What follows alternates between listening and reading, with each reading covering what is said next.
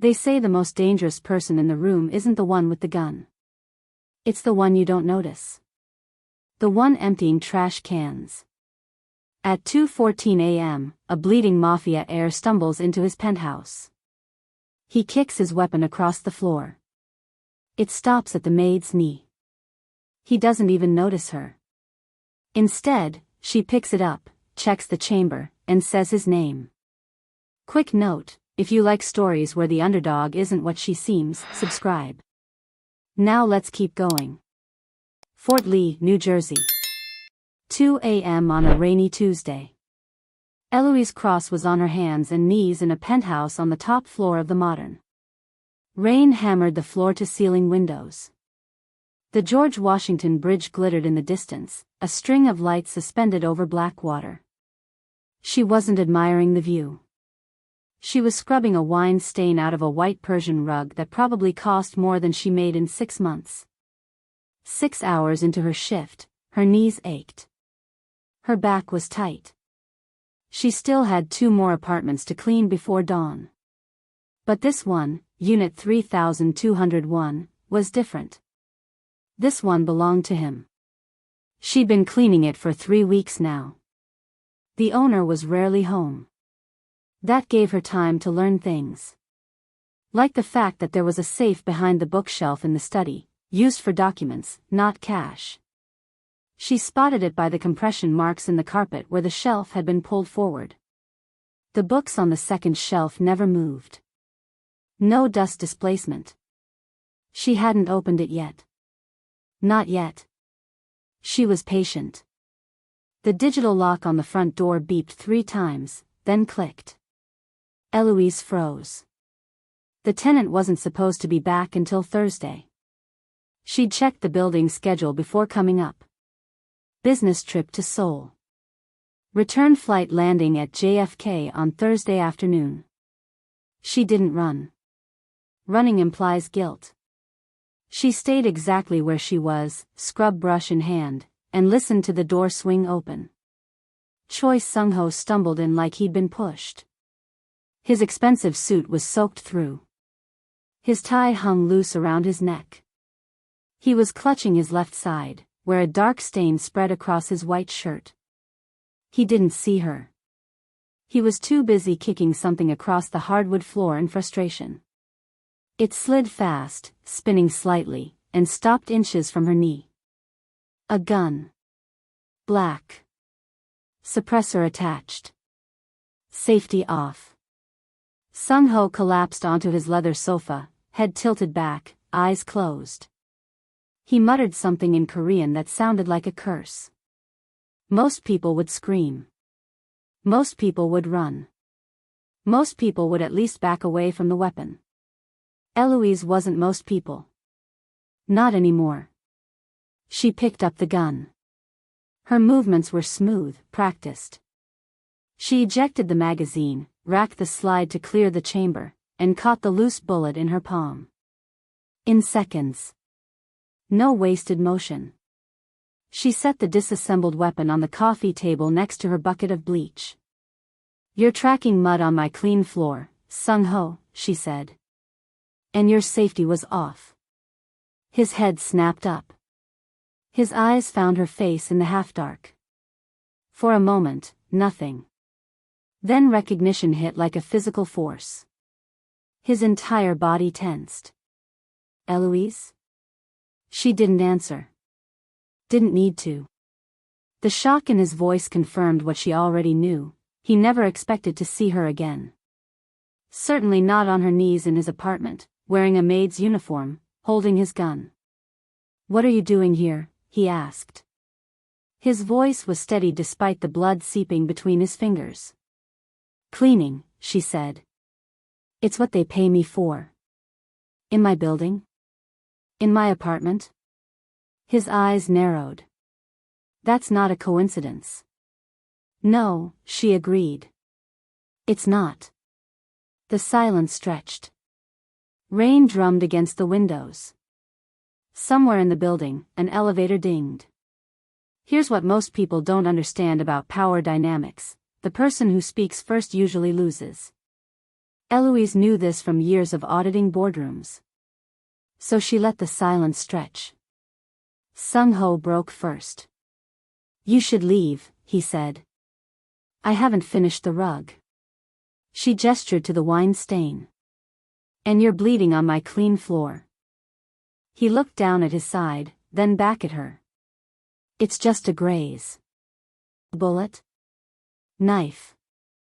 She nodded, like this was normal conversation. Like she asked all her clients about their stab wounds at 2 a.m. "You've changed," he said. It wasn't a compliment. It wasn't an insult. Just an observation. 2 years of scrubbing toilets will do that to a person. She pulled off her pink rubber gloves. Her hands were red and raw underneath. Amazing what you learn when people think you're invisible. Something shifted in his expression. Surprise, maybe. Or respect. He hadn't expected this version of her, calm, cold, unafraid. "Don't leave," he said. It wasn't a threat. Almost a request. "Why would I stay?" "Because I need to talk to you. And because you need to hear what I have to say." "About what?" He pressed harder against his wound and glanced at the windows. "Not now. Tomorrow. My office. 7 p.m. That's not an answer. It's all you get for now." His eyes met hers. "Come alone. Tell no one." "Why should I?" "Because I'm not the only one who knows you're here, Elouise." His voice dropped. "And the others watching you aren't as considerate as I am." She should have laughed. Should have told him to go to hell. Instead, she found herself thinking about how easily someone had entered her apartment last week. How her neighbor mentioned seeing someone asking about her. And how she'd done the same thing to him. 7 p.m., she said finally. Sung-ho nodded once. "I'll send a car. I can find my own way." "Not if you want to arrive alive." Elouise left the penthouse at 2:47 a.m. She took the stairs instead of the elevator. Fewer cameras, fewer witnesses. Force of habit now. On the 7th floor landing, she stopped. A red envelope was taped to the railing. No stamp. No address. Just her name, handwritten in black ink. She opened it with steady hands. Inside was a photograph. Her. Standing outside this exact building, earlier today. Checking her watch. Looking up at the penthouse windows. Someone had been watching her. And they wanted her to know it. Manhattan. 2 years ago. Elouise adjusted her blazer before stepping into the conference room on the 40th floor. The Chanji Group executives were already seated around the table, 6 men in suits worth more than her monthly rent. None of them looked happy to see her. She placed her laptop on the table and pulled up the spreadsheet. "Thank you for meeting today," she said. "I found some irregularities in your shipping logistics division that we need to discuss." The CFO, a thin man with wire-rimmed glasses, forced a smile. "Barrett Financial is always thorough. What seems to be the problem?" Elouise pointed to the screen. "There's a pattern of misallocated fuel costs in your Panama route shipments. The decimal point is consistently off by one place. In a single entry, it might look like a typo. But it happens exactly 27 times over 6 months." The room went quiet. "And always in the same direction," she continued. "Always benefiting the same subsidiary. Adding up to just over $50 million. The CFO's smile vanished. "That's a serious accusation." "It's not an accusation. It's a finding." Elouise closed her laptop. "My report will recommend a full internal audit focused on your offshore holding companies. I'll need access to all your banking records." "We'll look into it internally first," the CFO said. His voice was cold now. Thank you for bringing this to our attention. One of the other executives glanced at his watch. Meeting over. Elouise packed up her things. She'd done this dozens of times, found the money, flagged the pattern, followed protocol. Companies usually panicked, then cooperated. No one wanted the SEC involved. As she left, she didn't notice the man watching her from the end of the hallway. She didn't recognize Choi Sung-ho then. She had no reason to. She didn't know her life was about to implode. 6 days later, her boss called her into his office. The door was closed. 2 men in dark suits waited inside. Elouise, these gentlemen are from the FBI, her boss said. He wouldn't meet her eyes.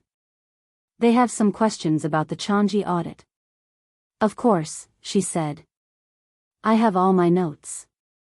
We're not here about your notes, the taller agent interrupted. We're here about your offshore accounts. I don't have offshore accounts. The second agent slid a folder across the desk. Inside were bank statements. Wire transfers. Emails. All with her name on them. This account in the Cayman Islands received 6 transfers totaling $2.5 million, he said. The transfers align perfectly with your audit schedule of Changji subsidiaries. Elouise stared at the papers. The account number was unfamiliar. The signature on the forms looked like hers, but wasn't. This isn't me, she said. We found the emails on your work computer. Hidden folder, encrypted. You've been selling information, Ms. Cross. That's impossible. Someone planted this. Her boss finally looked at her. The IT department confirmed the emails came from your terminal. Your key card was used to access the building at 2 a.m. last Thursday. I was home asleep last Thursday. But she could see it in their faces. They'd already decided. Someone had built an airtight case against her. By the end of the day, security was escorting her out of the building. Her box of personal items felt impossibly light for 7 years of work. The receptionist who greeted her every morning turned away as she passed. Elouise didn't cry. She counted ceiling tiles instead. 47 in the elevator lobby. 23 by the security desk. Numbers made sense. Numbers didn't lie. People did. Her fiancé lasted 2 weeks after the news broke. It's not about the allegations, he said, folding his shirts into a suitcase. Half the closet was already empty. I got a job offer in Chicago. We were struggling before this happened. You said you believed me, Elouise said. I want to. He zipped the suitcase. But the evidence, it's pretty damning. He kissed her cheek before he left. I'll send you the rest of my things. He never did. Her license was revoked pending investigation. Her savings were frozen. Her friends stopped calling. It took 4 months to hit rock bottom. She lost the Manhattan apartment first. Then her car. Then her designer clothes at consignment shops. She moved to Palisades Park, where rent was cheaper and no one asked questions about her past. She took a job with Spotless Services. She learned to be invisible. She learned to listen. And she started planning. Present day. 4:37 a.m. Elouise unlocked the door to her studio apartment. The walls were thin. Someone was cooking down the hall, garlic and fish sauce. Mrs. Park's baby was crying again. The window faced the back of a Korean grocery store where delivery trucks arrived at 5 a.m. sharp. She kicked off her shoes. Her uniform smelled like bleach and other people's lives. 6 hours of scrubbing floors, and all she had to show for it was raw hands and a cryptic invitation from the man who ruined her. She turned on the light and froze. A red envelope sat on her kitchen table. Identical to the one from the stairwell. She checked the door. No forced entry. The windows were still locked. Someone had a key. Someone had been inside while she was gone. The envelope contained another photograph. Her again, this morning. But closer. Clearer. She was standing outside Sung-ho's building, checking her watch. On the back, handwritten in black ink, "He's not the one you should be afraid of." Elouise went to her closet and pushed aside her uniforms. Behind them hung a corkboard covered in photos, documents, maps. Red string connecting points. Names and dates in her precise handwriting. This wasn't random. She hadn't accidentally ended up cleaning Sung-ho's apartment. She'd been tracking the Chonji group for 18 months. She'd applied for the Spotless Services job specifically because they had the cleaning contract for his building. She pinned the new photo to the board. Then she noticed something she'd missed before. A photo from 3 years ago, a charity gala at the Metropolitan Museum. She was there representing Barrett Financial. It was before the Chonji audit. Before everything fell apart. In the background, half hidden by a column, stood Sung-ho. Watching her. He'd known about her long before she'd ever heard his name. Tuesday, the room went silent. Outside, rain started again, pattering against the windows. Elouise felt cold suddenly. His words didn't make sense. Or maybe they made too much sense. "What do you mean, lived? You found a $50 million hole in our accounts. You were going to report it officially. My father's solution was permanent. I offered an alternative."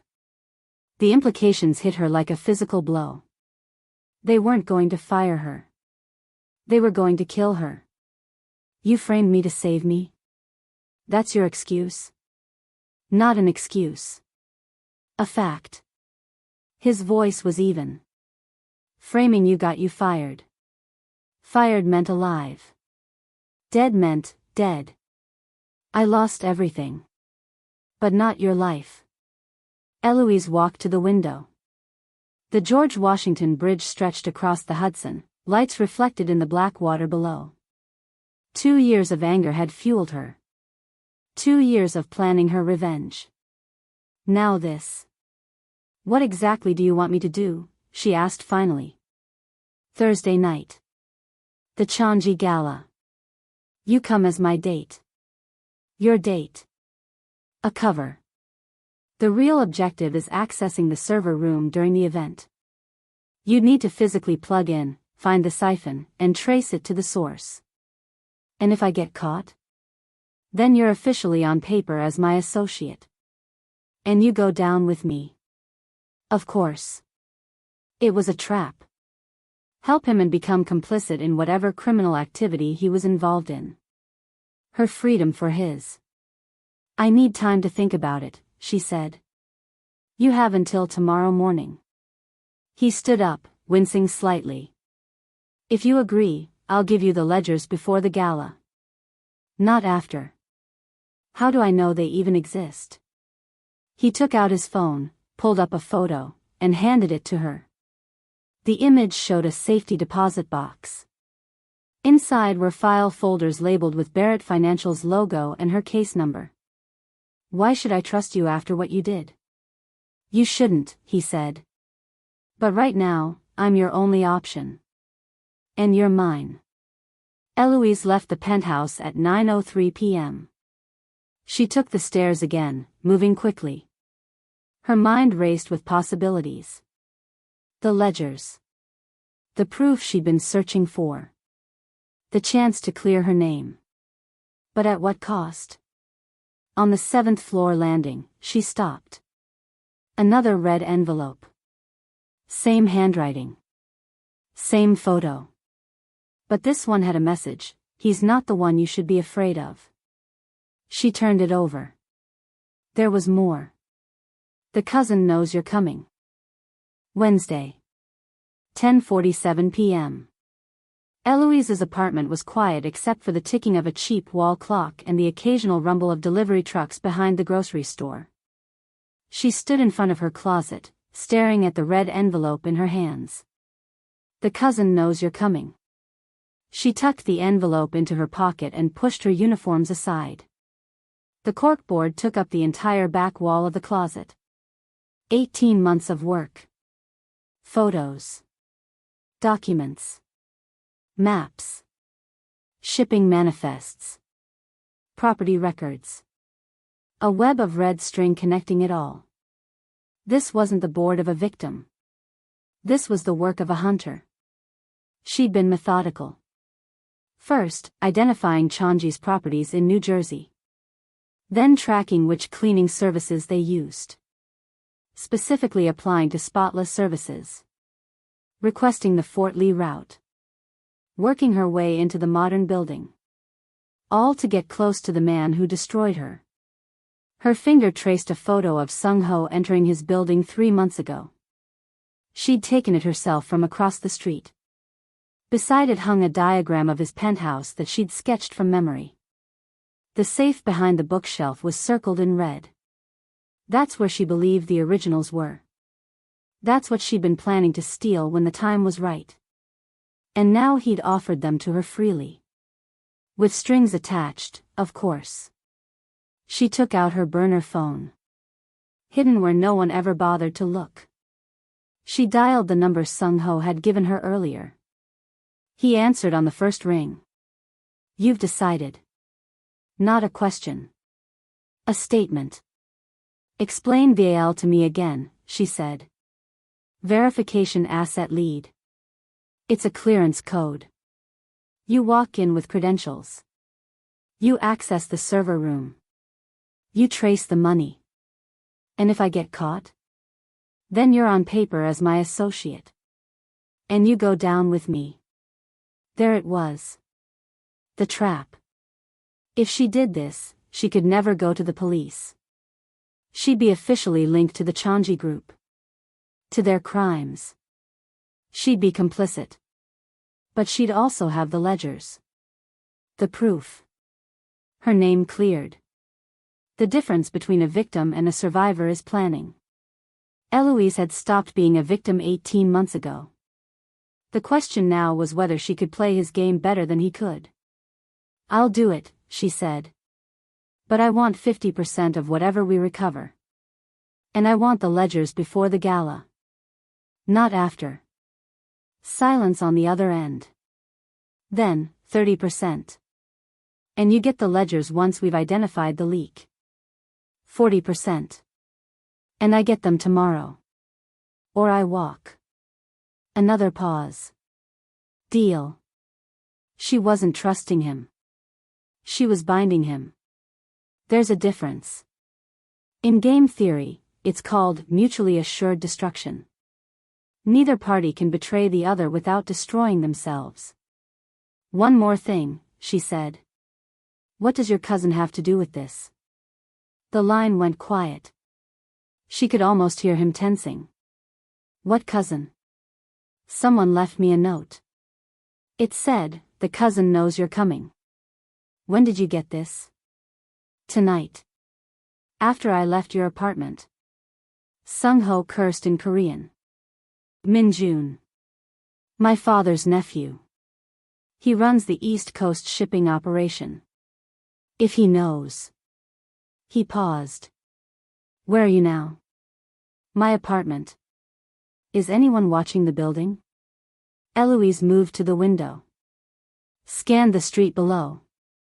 A black car sat across from her building, engine running. She'd never noticed it before. Yes. Get out. Now. Back exit. I'll send a car to meet you 3 blocks east. Don't bring anything that can be tracked. I'm not running just because. Elouise. His voice was sharp. Min-jun doesn't fire people. He erases them. Move. Now. She hung up. Grabbed her emergency bag from under the bed, cash, spare ID, a change of clothes. She checked the locker key sewn into the lining. Professional habit from her auditing days when companies sometimes got hostile. As she pulled the bag out, a photo fell from the corkboard. One she'd found in an old newspaper archive. A charity event at the Metropolitan Museum. 3 years ago. Before the Changi audit. Before everything fell apart. She was in the center, smiling at a colleague. But in the background, half hidden by a column, stood Sung-ho. Watching her. He'd known about her long before she'd ever heard his name. And if he'd been watching her 3 years ago, then framing her wasn't a split-second decision to save her life. It was something else entirely. The burner phone buzzed. A text from Sung-ho, "Car is 2 minutes out. Are you moving?" Elouise dropped the photo, grabbed her bag, and headed for the back stairwell. Whatever game they were playing, the rules had just changed. As she slipped out the back door, she saw 2 men in dark suits entering through the front. Thursday. 11 a.m. The boutique on Broad Avenue had a sign in both English and Korean. Lush carpets. Soft lighting. A sales associate who called Sung-ho by name and didn't look twice at Elouise's scuffed boots and wrinkled clothes. Something elegant, Sung-ho told the woman. For tomorrow evening. The Changi Gala? The associate smiled.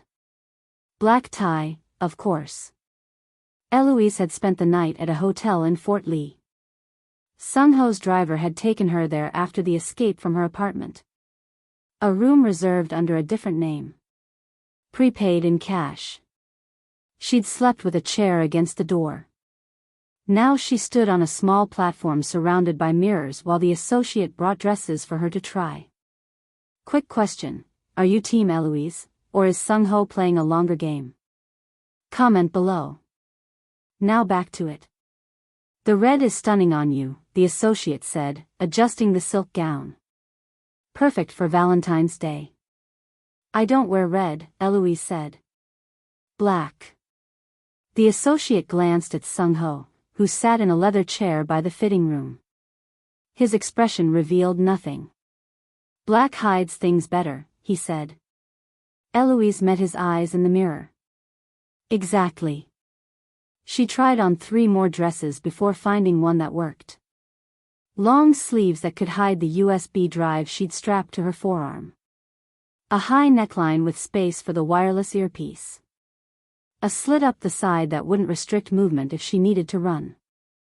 Sung-ho paid with cash. No record. No trace. The associate boxed the dress and handed it to Elouise with a smile that didn't quite reach her eyes. May I ask what your relationship is? She said, too casually. Business, Sung-ho and Elouise answered simultaneously. Outside, his driver was waiting. The same black Audi from yesterday. Sung-ho opened the door for her, then slid in beside her. The associate called someone as we were leaving, Elouise said. She's reporting to someone. Sung-ho nodded. Everyone reports to someone. That's why we're keeping our circle small. Just you, me, and Jean Woo. He gestured to the driver, who nodded in the rearview mirror. What about the men who came to my apartment? Min Jun's people. They're still watching your building. They don't know you're gone. She looked out the window. They were driving deeper into Palisades Park, past Korean restaurants and small businesses with signs she couldn't read. Why does your cousin want me dead? He doesn't. Not specifically. Sung-ho adjusted his position, wincing as the movement pulled at his injured side. He wants me gone. You're just connected to me now. Because of the ledgers? Because of what you know. The car pulled into an alley behind a small restaurant. They entered through the kitchen, where 2 cooks glanced up then quickly looked away. Sung-ho led her to a private room in the back. A laptop sat on the table. A blueprint was spread beside it. The gala is at the Grand Pearl Banquet Hall, Sung-ho said, pointing to the blueprint. The server room is here, behind the wine cellar. It's isolated from the outside world. You'll have a 5-minute window during the toast to get in, find the money, and get out. Security? 2 guards at the wine cellar entrance. I'll handle them. Cameras? Loop feed on the hallway. Nothing inside the server room itself, too risky for recording. Elouise studied the blueprint. The server room has a biometric lock. Minjun's fingerprint. I'll get it. How? I'll shake his hand. Special adhesive on my palm. Old trick. She turned to the laptop. What am I looking for exactly? Transactions to these accounts. He handed her a list of numbers. They started 9 months ago. Small amounts at first, then larger. Always on shipping manifests through Panama. The same route I flagged 2 years ago. Yes. She memorized the numbers. I'll need equipment. Jean Wu opened a metal case on the floor. Inside, a USB drive disguised as a compact mirror, a wireless earpiece small enough to hide in her hair, and a burner phone. The USB has a program that will trace the money flow and copy the records, Sung-ho said. The earpiece connects to Jean Wu outside. The phone is for emergency contact only. Elouise took the equipment. And the ledgers? You said I get them today. Sung-ho nodded to Jean Wu, who left the room and returned with a sealed envelope. He handed it to Elouise. Inside were photocopies of financial records. Barrett Financial letterhead. Her case notes from 2 years ago. The original audit where she'd found the discrepancy. These are copies, she said. The originals are in a safe place. You get them after the gala. That wasn't the deal. Plans change. Minjun's involvement complicates things. She stood up. Then I'm out. Sit down, Elouise. His voice was tired, not threatening. The originals are secured off-site. Somewhere no one would ever connect to you. Getting them now puts both of us at risk. The copies prove I have what you need. She examined the pages. Her handwriting. Her notes. The evidence that could clear her name. It looked legitimate. If you're playing me. I'm not. He closed the laptop. We both want the same thing now. Minjun gone. The money recovered. Our names cleared. Our names? What did he frame you for? Nothing yet. But when the FBI freezes the accounts tomorrow, the paper trail will lead to me. Not him. The meeting finished at 8:30 p.m. They covered every detail of the plan twice. Timing. Exits. Contingencies. By the end, Elouise's head ached from the concentrated focus. Outside, it was raining again. Jean Wu opened an umbrella for her as they walked to the car. The streets were quiet. Most shops were closing. I'll take you back to the hotel, Sung-ho said as they drove.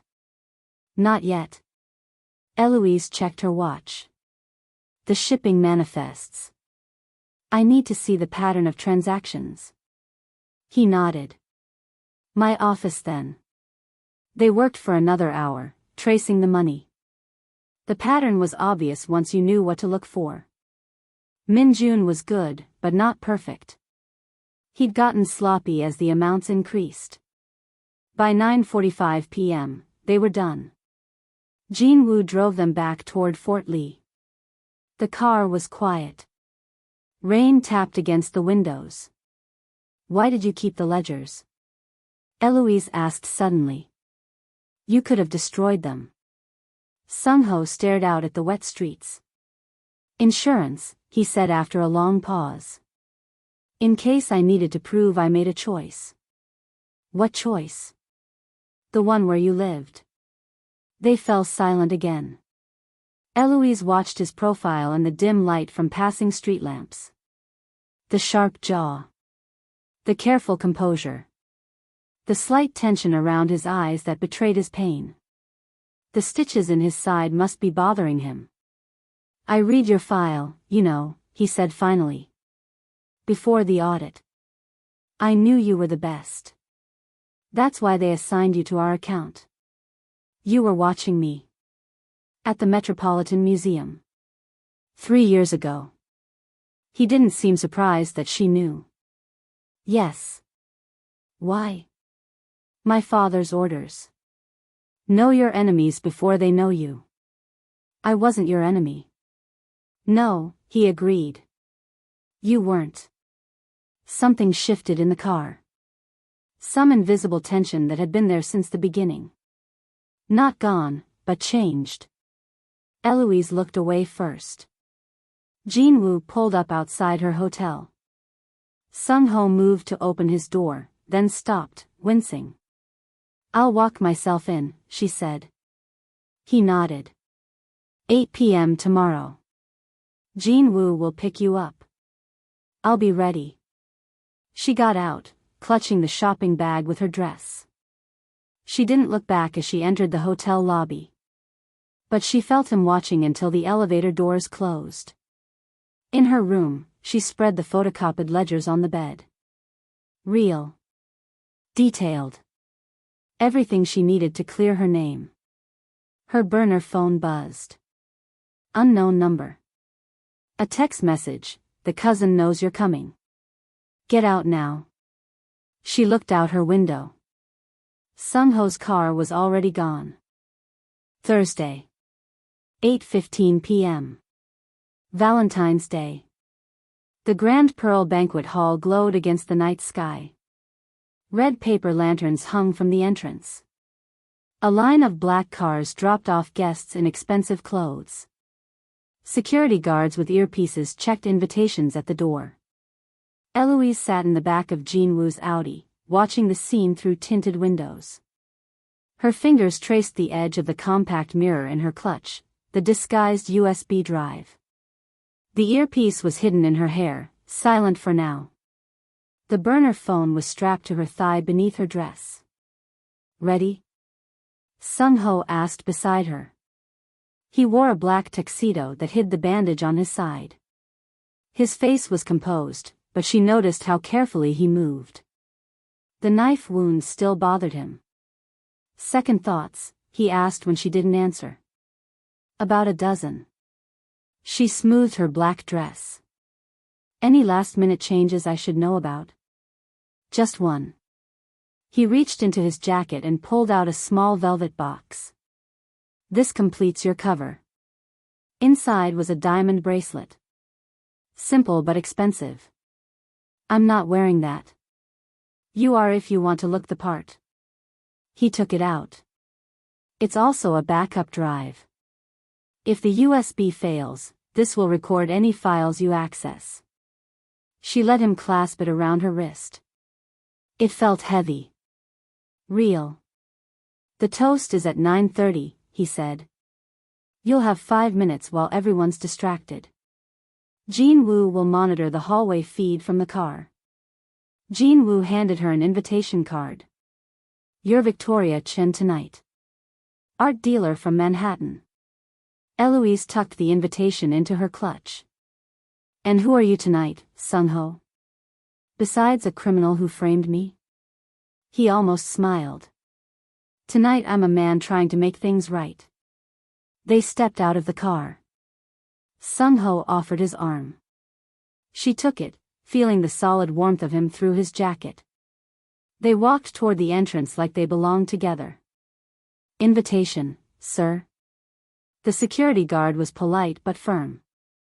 Sung-ho handed over 2 cards. The guard checked them against a tablet, then nodded. Welcome, Mr. Choi. Ms. Chen. Enjoy your evening. Inside, the banquet hall was a sea of wealth. Crystal chandeliers. Ice sculptures. A string quartet playing in the corner. The elite of the Korean-American business community in their finest clothes. Old money. New money. Dirty money. Beautiful night for a gala, a woman said as she passed them. Happy Valentine's Day. Stay focused, Sung-ho murmured as they moved through the crowd. Min-jun will be watching. Elouise scanned the room. Which one is he? By the bar. Blue tie. Talking to the woman in gold. She spotted him. Mid-40s. Expensive haircut. Constant smile that didn't reach his eyes. He was watching the entrance while pretending to listen to the woman beside him. He's checking every arrival, she said. Looking for me. For us. He doesn't know I'm with you. He will soon enough. They circled the room, staying away from Min-jun. Sung-ho greeted people with practiced ease. Introduced Elouise as Victoria. Accepted congratulations from men who assumed she was his date. She played along, smiling at jokes that weren't funny, laughing at stories she didn't follow. All the while, she was counting exits. Noting guard positions. Calculating the distance to the wine cellar door. At 9:15, her earpiece crackled to life. 2 guards at the cellar entrance, Jin-woo said. They're checking staff IDs. That wasn't part of the plan. The cellar was supposed to have minimal security, just a locked door they could bypass. Sung-ho must have heard the same update through his own earpiece. His hand tightened slightly on her arm. Complication, he said under his breath. We need a distraction. Before she could ask what he meant, a voice called from across the room. Sung-ho. What a surprise. Min-jun approached, drink in hand, smile fixed in place. He bowed slightly, then turned to Elouise. And who is this lovely woman? Victoria Chen, Sung-ho said smoothly. Art dealer. Victoria, this is my cousin, Min-jun. Pleasure, Elouise said, shaking his hand. Min-jun held her fingers a moment too long. You look familiar. Have we met before? I don't think so. I'd remember. Victoria recently acquired some pieces for my Manhattan office, Sung-ho interrupted. Korean contemporary art. How fascinating. Min-jun's eyes never left her face. You must tell me more about this acquisition. The subtext was clear. He suspected something. Perhaps another time, she said. I need to freshen up before the toast. Of course. Min-jun stepped back. The ladies' room is past the wine cellar. I'll have someone show you. No need, Sung-ho said. I'll escort her. Insistent, aren't we? Min-jun's smile hardened. Almost as if you don't want her out of your sight. Elouise touched Sung-ho's arm. It's fine. I'll find my way. She walked away before either could object. In her ear, Jin-woo's voice was tense. Min-jun just signaled the guards. They're watching you. She kept walking, her pace unhurried. The bathroom was indeed past the wine cellar. She'd use that as her cover. As she approached, one guard stepped forward. Excuse me, miss. This area is restricted. She put on her best confused smile. I'm just looking for the ladies' room. Other direction. He pointed back toward the main hall. That door is for staff only. Oh. I'm sorry. Thank you. She turned back, catching Sung-ho's eye across the room.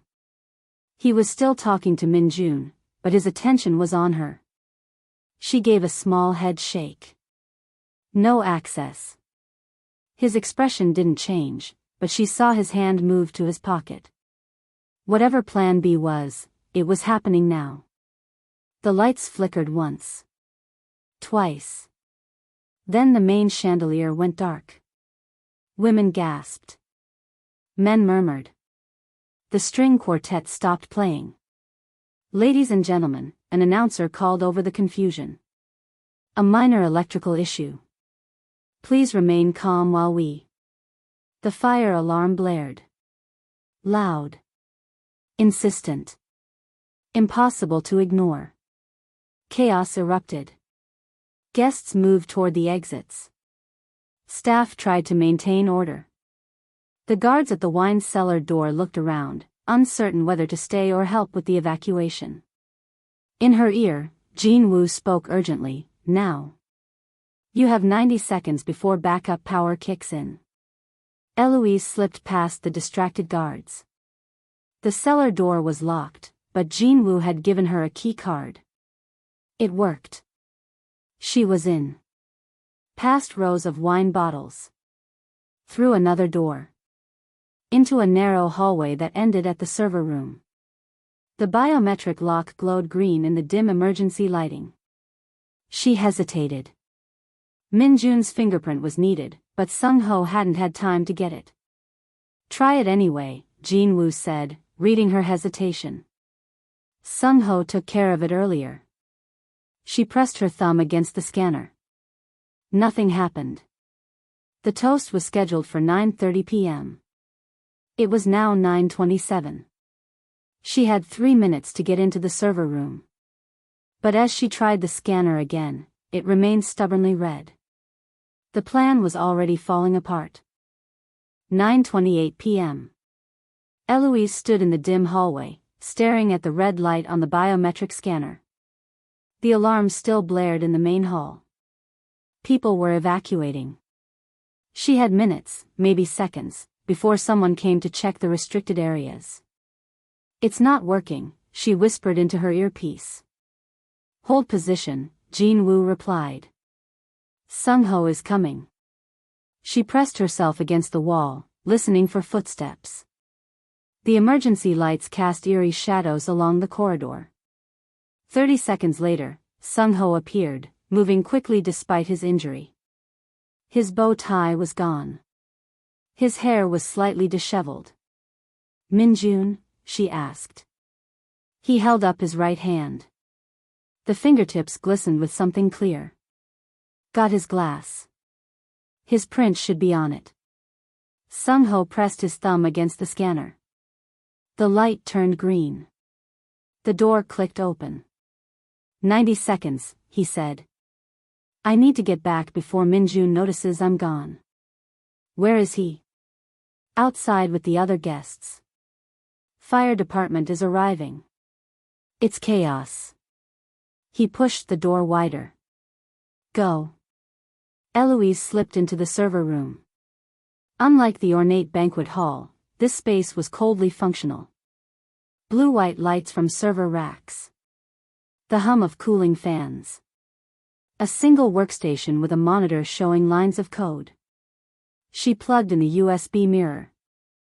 The screen flickered, then displayed a command prompt. She typed rapidly, navigating through directories and password walls. This was her world. The language of numbers and code. She'd done this 1,000 times in her old life. The program on the USB drive ran a search algorithm, looking for the account numbers Sung-ho had given her. In seconds, it found a match. "I've got it," she said into her earpiece. "Min-jun's been siphoning funds through a shell corporation in Singapore. Just like you said." She followed the money trail. Transfers. Conversions to cryptocurrency. Withdrawals. Classic embezzlement, but sophisticated enough that it would be hard to catch without knowing where to look. But as she dug deeper, she found something else. A secondary account. Someone skimming from the skimmer. "There's another layer," she told Jin-woo. "Someone else is taking a cut of Min-jun's money." "Who?" She traced the second account.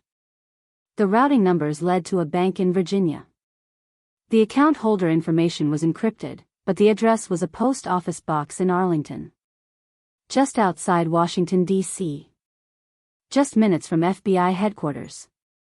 The realization hit her like a physical blow. The red envelopes. The warnings. He's not the one you should be afraid of. Someone inside the FBI was using her. They knew she'd find this evidence. They wanted her to find it. "It's a trap," she said softly. Her burner phone buzzed in her clutch. She pulled it out. Unknown number. A text message. Upload the data to us now. We give you witness protection. This is your only out. The FBI. They were waiting for her to send them the evidence. Evidence that would take down Min Jun, take down Sung Ho, and leave her as their star witness. Protected but forever tied to this case. Never truly free. Her finger hovered over the reply button. This was what she'd wanted, wasn't it? A way out? A chance to clear her name? But at what cost? Through the glass panel on the server room door, she could see into the main hall. The emergency lights cast everything in a red glow. Sung Ho stood by the entrance, arguing with 3 men, Min Jun's security team. His back was to the wall. No escape route. Min Jun appeared behind them. He said something to Sung Ho that made the younger man's face harden. Then Min Jun pulled something from his jacket. Not a gun. A phone. He showed Sung Ho the screen. Even from a distance, Elouise could see Sung Ho's reaction. His entire body tensed. Whatever was on that phone changed everything. In her ear, Jean Woo's voice was urgent. Elouise, you need to get out now. Min Jun knows you're in the server room. She looked at the monitor. The download was at 98%. All the evidence was right there. Ready to be sent to the FBI. One button. One choice. She looked back through the glass. Min Jun was walking toward the wine cellar. Toward her. 2 guards flanked him. Sung Ho was still by the wall. He looked toward the server room. Toward her. Their eyes met through the glass. He nodded once. A small, resigned gesture. He was giving her permission to save herself. To destroy him. He was accepting his fate. This is what moral philosophy calls a trolley problem. 2 tracks. 2 outcomes. And she's the one holding the switch. Her finger hovered over the enter key. 1 button. 1 choice. Save herself and condemn him. Or destroy everything and start from 0. The download bar hit 98%. She had 4 seconds to decide. 9:29 p.m. 4 seconds to decide. The download bar reached 100%. Complete. All the evidence was on her USB drive. Every transaction. Every shell company. Min Jun's theft. The FBI connection. 1 button to send it all. 1 button to save herself. Elouise looked through the glass again. Min Jun was almost at the wine cellar door. Sung Ho was still watching her, his face a mask of resignation. She made her choice. Her fingers flew across the keyboard. Not uploading. Not transferring. Something else entirely. She executed the wipe script already buried in the system, one designed to erase logs, backups, and transaction histories first. She hit enter.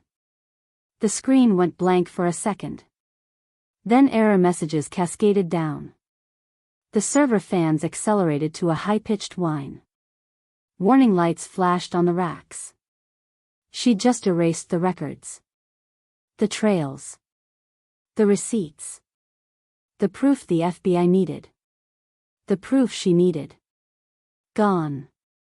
The lights in the building flickered again, then died completely. Her command had triggered a failsafe in the system. The entire network was shutting down to protect itself from what it perceived as an attack. Through her earpiece, Jean Woo's voice was frantic. What did you do? Burned it all. She unplugged the USB. Tell Sung Ho to move now. East exit. Total darkness for 3 seconds. Then the red emergency lights kicked in. The fire alarm, which had stopped briefly, began blaring again. Somewhere in the distance, glass broke. Elouise slipped out of the server room and back through the wine cellar. The guards who had been with Min-jun were now rushing toward the server room, shouting into radios. She moved in the opposite direction, keeping her head down. The main hall was empty except for staff running toward exits. Outside, fire trucks had arrived.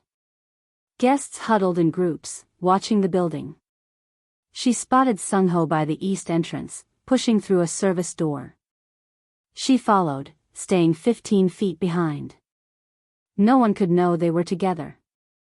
The door led to an alley behind the building. Jin-woo was waiting in the Audi, engine running. Sung-ho got in first.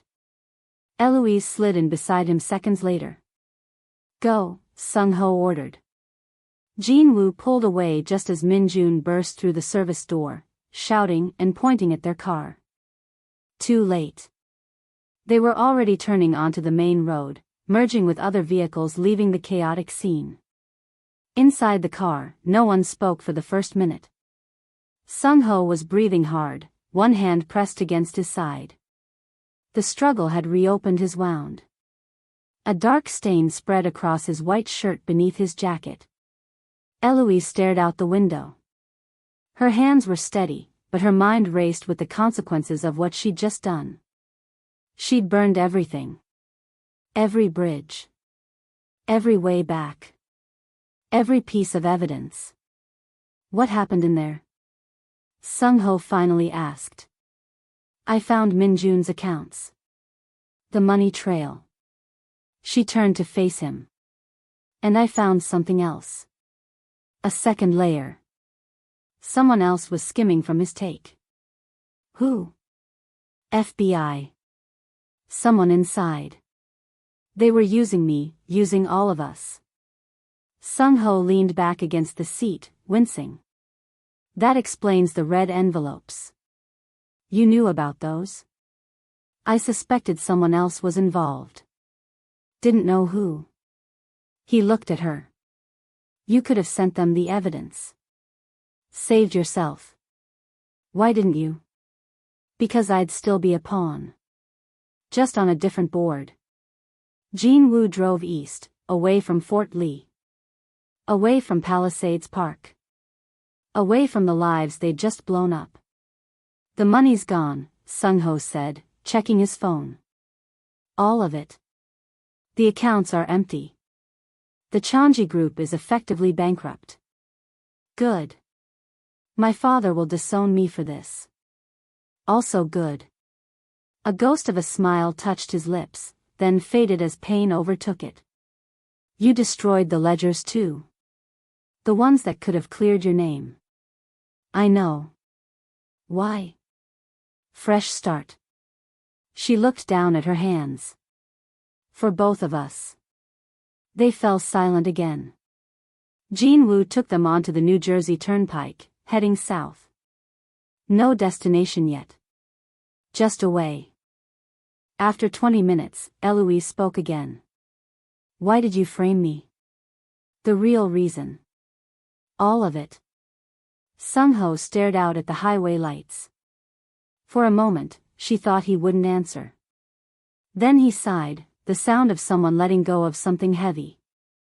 My father ordered a hit on the auditor who found the discrepancies. You. He didn't look at her as he spoke. I had one night to come up with an alternative. Framing you got you fired. But fired meant alive. Dead meant dead. You ruined my life to save it. Yes. You should have told me. Would you have believed me? She didn't answer. Would she have? 2 years ago, with no knowledge of how the Chanji Group operated? Probably not. Min-jun showed me something on his phone, Sung-ho said after a while. Right before everything went dark. What? A photo of your apartment. Your real corkboard. All your research on me, on Chanji. He finally looked at her. You've been hunting me for 18 months. Yes. Why not just go to the FBI? Because I needed proof. The ledgers. She met his gaze. And because revenge feels better when it's personal. Something like respect flickered in his eyes. Did you get it? Your revenge? I thought that's what I wanted. She looked back out the window. Now I'm not sure. Jean Wu pulled off at a rest stop. An all-night diner glowed in the darkness. Truckers and late-night travelers sat at tables under fluorescent lights. We need to clean that wound, Jean Wu said, nodding at Sung Ho's side. And decide where we're going next. They sat at a booth in the back. Away from windows. Away from other customers. Sung Ho looked worse in the harsh diner lighting. Pale. Exhausted. Blood soaking through his improvised bandage. Elouise ordered coffee. Sung Ho asked for water. Jean Wu went to the bathroom with a first aid kit from the car. What happens now? She asked. I don't know. Sung Ho's voice was raw with honesty. I've never been here before. Broke? Disowned? Bleeding in a rest stop diner? All of the above. They shared a moment of dark humor. The absurdity of their situation hitting them both at once. Sung Ho reached into his jacket pocket and pulled out a small velvet box. The one that had held the bracelet she still wore. I was going to use this as a prop, he said. For the Valentine's cover story. He slid it across the table. Elouise opened it. Empty. I have nothing left to offer you, Elouise, he said. No money. No influence. The family has cut me off. Good. She snapped the box shut. I don't want your money. I want a partner. He raised an eyebrow, waiting for her to continue. We know how they steal, she said, leaning forward. We know where they hide it. We know who's corrupted and who can be trusted. We're going to start our own firm. A security firm. We audit corporations. We find their leaks before people like Min Jun do. Legitimate? Mostly. Her eyes held his. And I want 51% ownership. You want to be the boss. I am the boss. She held out her hand across the table. You're the muscle. Sung Ho stared at her offered hand. For the first time since she'd known him, he looked genuinely surprised. Then a slow smile spread across his face, not the practiced charm he showed the world, but something real. He winced as the smile pulled at tired muscles. Partners, he said, and took her hand. 3:27 a.m. Saturday morning. The fluorescent lights of the rest stop diner buzzed overhead. The night waitress refilled Elouise's coffee cup for the third time, not asking questions about the formal wear or Sung Ho's obvious injury. Places like this survived on minding their own business. Jean Wu had cleaned and rebandaged Sung Ho's wound in the bathroom. Not ideal, but it stopped the bleeding. He sat in a booth across the diner, watching the door and the parking lot. The news is already reporting it, Sung Ho said, sliding his phone across the table. A financial news site showed the headline, Changi Group stocks plummet amid server crash, missing funds. How bad? Elouise asked. Complete meltdown. The banking algorithm triggered a sell-off when the servers went down. By morning, the company will have lost 70% of its value. And Min Jun? Still looking for us. But he's got bigger problems now. Sung Ho took a careful sip of water. Pain medication from Jean Wu's kit was taking the edge off, but his movements were still stiff. The FBI will question him about the missing money. He'll try to blame me. Can he? No. The evidence is gone. All of it. He looked at her. Including anything that might have cleared your name. I know. Elouise stared into her coffee cup. She'd made her choice in that server room. Burned it all down. Her chance for official redemption gone. But so was Sung-ho's safety net. They were equals now. Both starting from nothing. What's our next move? Sung-ho asked. The hour didn't escape her notice. Yesterday he was giving orders. Today he was asking. The power had shifted between them, redistributed like the ashes of a fire. We need a base of operations, she said. Somewhere Min-jun won't look. I have a place in Hoboken. It's not in my name. Too close. We need to disappear for a while. She pulled out her phone and opened a map. Philadelphia. Close enough to New York for business, far enough to stay off the radar. We'll need capital. How much cash do you have? Sung-ho reached into his pocket and pulled out a thick envelope. Emergency fund. About 30,000. That buys us 3 months to get established. Elouise tapped her coffee cup. I know a guy at Princeton. Financial security consultant. He can send us clients. Legitimate clients? Companies who need their vulnerabilities exposed before someone like Min-jun finds them. She leaned forward. We offer what no one else can, the inside view. You know how criminals think. I know how to follow the money. Sung-ho studied her face. You've been planning this. Not exactly. But I've had 2 years to think about what I'd do if I ever got a second chance. And this is it? A security firm with the man who framed you? Poetic, isn't it? The corner of her mouth turned up. You destroy my reputation, then help me build a new one. Jin-woo approached their table, phone in hand. Car's ready. We should move. Elouise nodded. She stood up, smoothing her now wrinkled gown. The bracelet on her wrist caught the harsh diner light. She unclasped it and offered it back to Sung-ho. Keep it, he said. Consider it startup capital. I don't want charity. It's not charity. It's your 51% of our assets. A hint of his old smile appeared. Currently, our only asset. They paid in cash and left a generous tip. Outside, the February air was cold and sharp.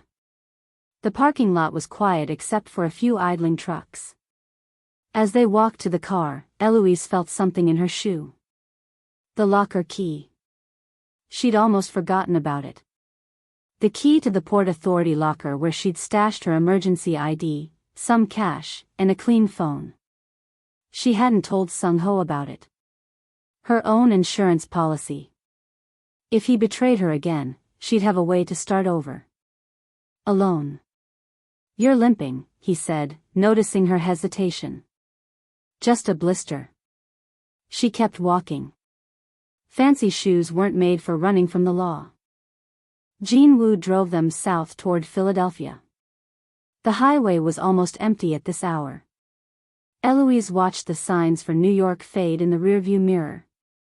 Everything she'd been for the last 2 years, the maid, the hunter, the victim, receding with the miles. We'll need a name, Sung-ho said after a while. For the company. Phoenix, she said without hesitation.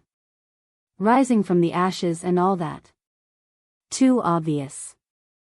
Spotless, then. He looked at her. Like the cleaning service? Like what we do.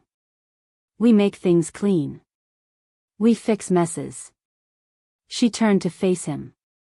We help companies spot their leaks before they get framed or robbed or ruined. I like it. They fell silent again. The car hummed beneath them. Jin-woo kept the heat on low, but Elouise still felt cold. The adrenaline of the night was wearing off, leaving exhaustion in its wake. Will you trust me? Sung-ho asked suddenly. I don't know, she answered honestly. Trust is earned. How long does that take? Longer than one night. She looked at him. But it's a start. Dawn was breaking as they reached the outskirts of Philadelphia. The sky lightened from black to deep blue. Jin-woo pulled into a hotel parking lot, nothing fancy, but clean and anonymous. "I'll get the rooms," he said, and went inside. Elouise and Sung-ho waited in the car. The silence between them had changed from tense to something almost comfortable. The quiet of people who had survived something together. "I have a question," Sung-ho said. "Just one?" "For now." He turned to face her. "In the server room. When you had the chance to save yourself. To destroy me. Why didn't you?" Elouise considered her answer carefully. The truth was complicated. Part of it was refusing to be anyone's pawn. Part was the realization that Min Jun and the FBI were the real enemies. But there was something else too. Something she wasn't ready to name. "Because we both deserved better," she said finally. "A clean slate. Not just another game where someone else makes the rules." Jin-woo returned with 2 key cards. Rooms 115 and 116. First floor, back of the building. They got out of the car. Jin-woo handed Elouise her bag, the emergency one she'd grabbed from her apartment. Sung-ho had nothing except the clothes he wore and the cash in his pocket. At the door to her room, Elouise paused. "Tomorrow, we start fresh. New names. New story. New business. Partners," Sung-ho said. 51 to 49, she reminded him. "I remember." She unlocked her door. Before stepping inside, she glanced back at him standing in the dim hallway. Battered but unbroken. A day ago, he was her enemy. The man she'd hunted for 18 months. Now they were tied together by choice, not circumstance. "Good night, Sung-ho." "Good night, boss." She almost smiled at that. Almost. In her room, she kicked off her painful shoes and sat on the bed. She pulled the locker key from her sock and studied it. The ledgers were still there. At Port Authority. Her insurance. She could go back for them. Start over on her own terms. Rebuild her old life. Or she could leave them. Commit fully to this new path. This new partnership. Trust was built in stages. She wasn't ready to trust him completely. But she was ready to start. And sometimes, that's enough. And that's the story of how a maid became a CEO, not by waiting to be saved, but by refusing to be anyone's pawn. So here's the real question: would you have burned it all, or taken the money and run? Drop your answer in the comments. I'm genuinely curious what you would do. And listen, if this story hit different, if it made you feel something, if you watched this far without subscribing, make it official, subscribe, and I'll see you in the next one.